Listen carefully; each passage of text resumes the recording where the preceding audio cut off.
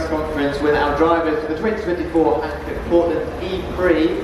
Welcome guys, good to be back here in Portland for the final time, or at least for now the final time. Mitch, we're going to start with you, because you've had a very strong set of results and podiums over the season, especially in this most recent half of the season, and you're sitting third in the driver standings. The team atop of the team championship, there's a good chance that you could be leaving here in either in a good position, a better position, or the best position come Sunday.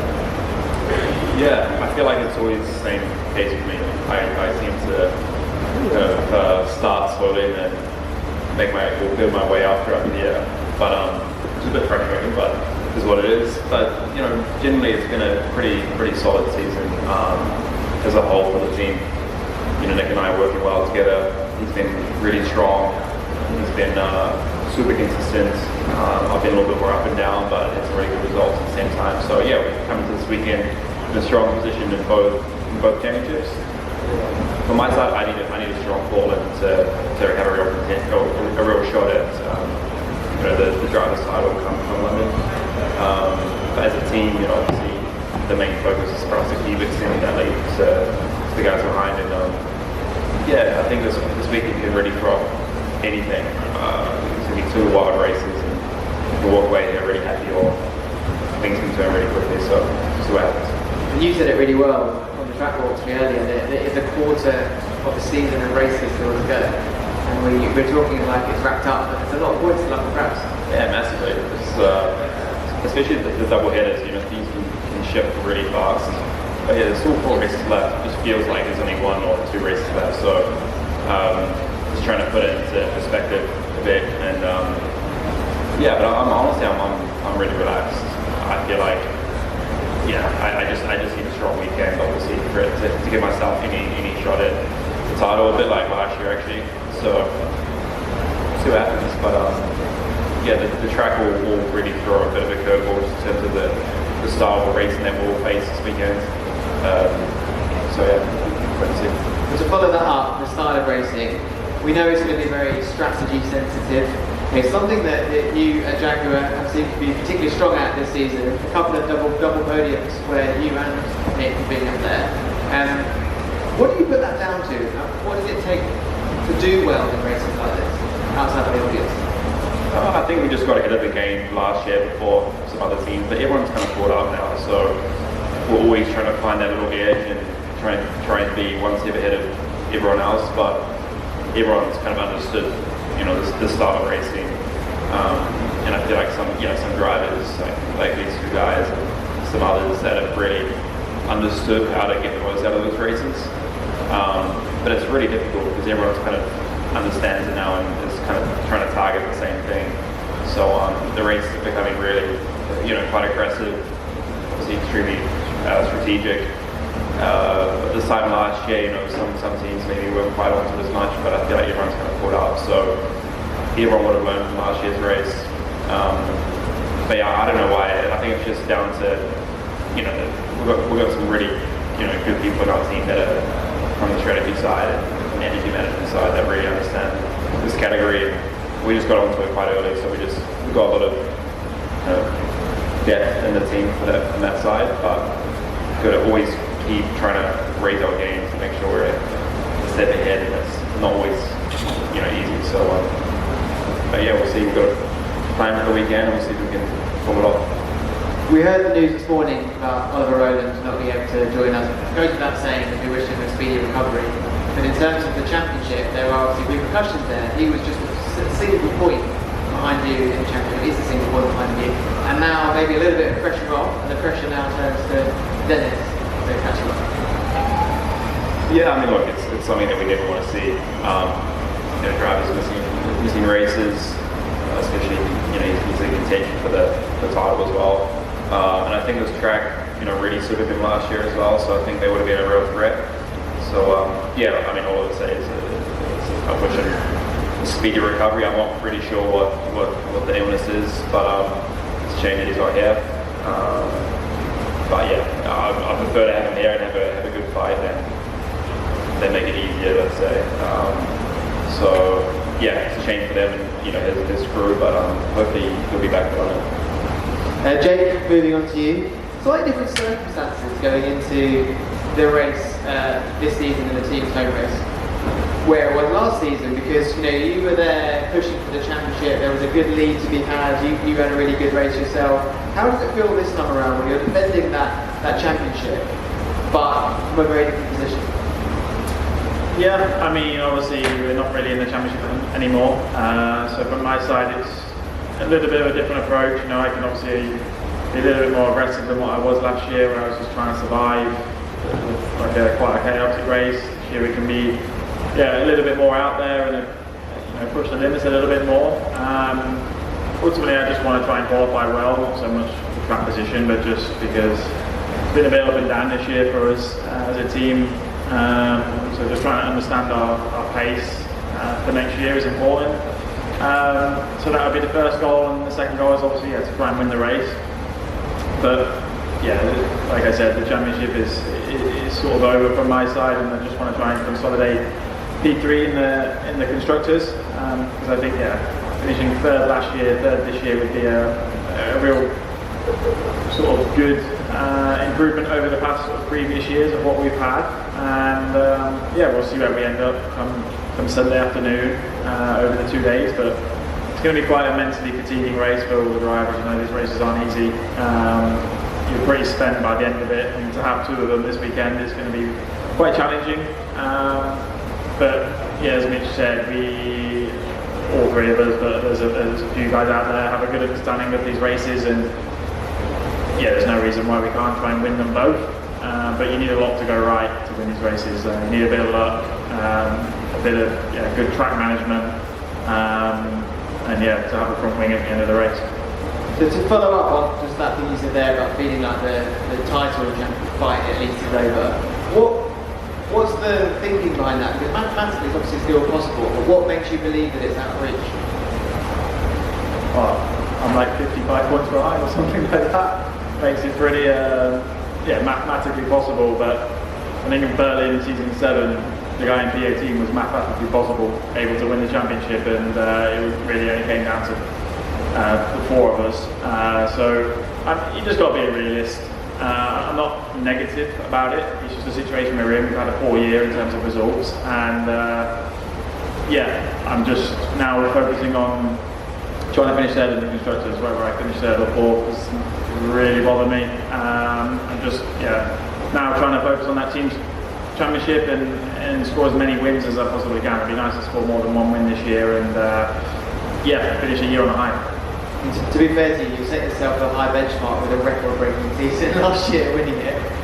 But just to talk about qualifying, because that has been a challenge for you in the past and interesting, but you've had some big steps up, and especially in the second half of the season, thinking about Berlin mainly.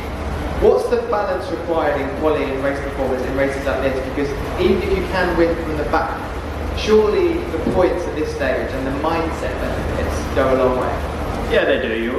You want to know you're going into the race with a good race car. If you're qualifying 18th, you kind of go into the race knowing there's some guys in front of you with a better car, which then helps with efficiency, balance, tyre wear. So you want to be able to go into the race thinking I've got a good race car, which I think we will. To be honest, we've always had a good race car, apart from Shanghai from my side.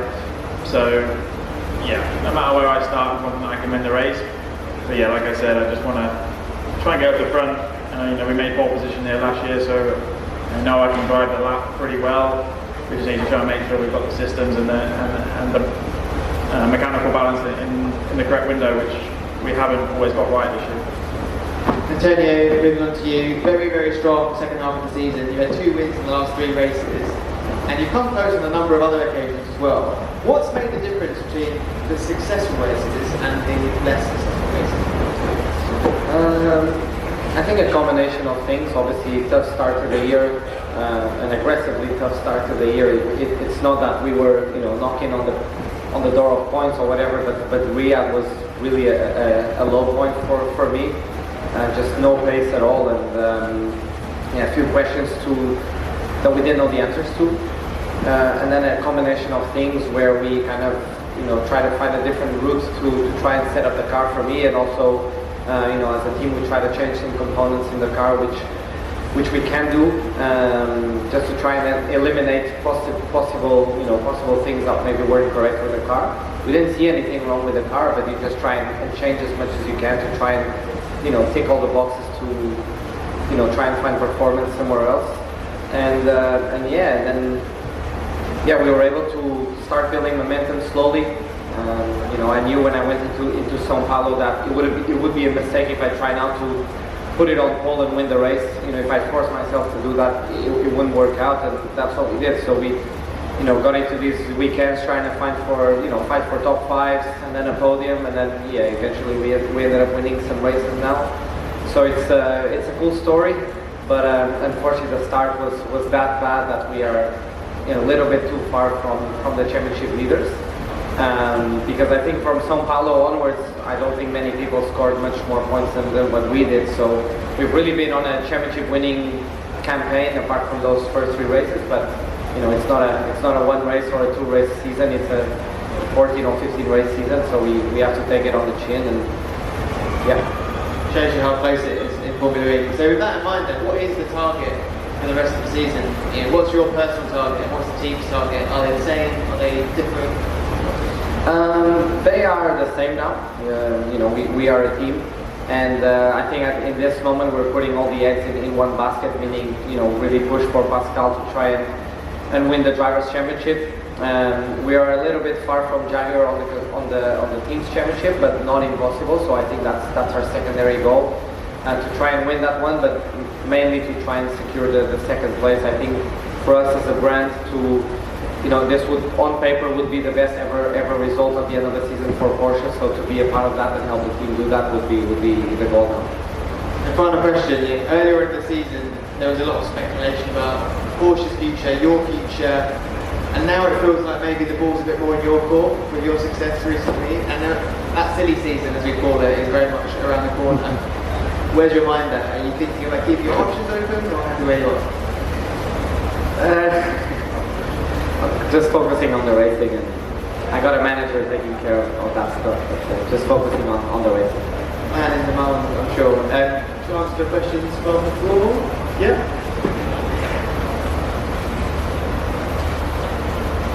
I have 2 questions. One is for Mitch. So I know you live in Monaco, but how would that be to bring to Auckland the first World Championship title after 50 years, after Denny Hawk, back in the 60s? How would that feel? You've done your research. Yeah, Denny Hawk in 1967. It would be amazing.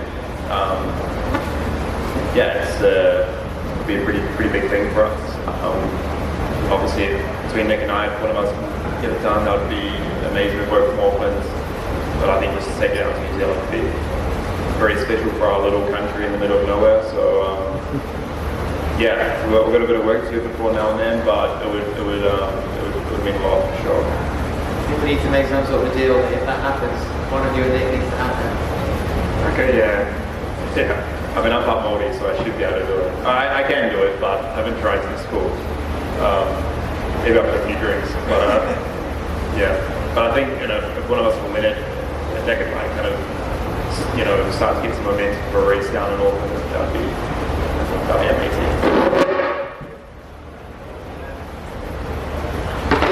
We've got one more question. Any questions? This is have we got time for questions? Yeah. I want 2 more questions. That's for Tano. This year you had to watch the run from outside the car. So I was wondering, how did that feel? The word sacrifice, and what's the best thing you got from that? Nothing good, if I'm honest. It was very, very painful. I was there to watch the start of the race, and then I went home. But it was. I have a lot of passion for racing in general and for endurance racing. I've worked hard to become a good endurance driver, and especially with the times that the WEC are going through right now, it's really the golden era of sports cars. So to miss out is painful, but it is what it is. That's something you'd like to be doing again in the future next season? Yeah, absolutely. I think that's all we've got time for. Thanks very much. Go well.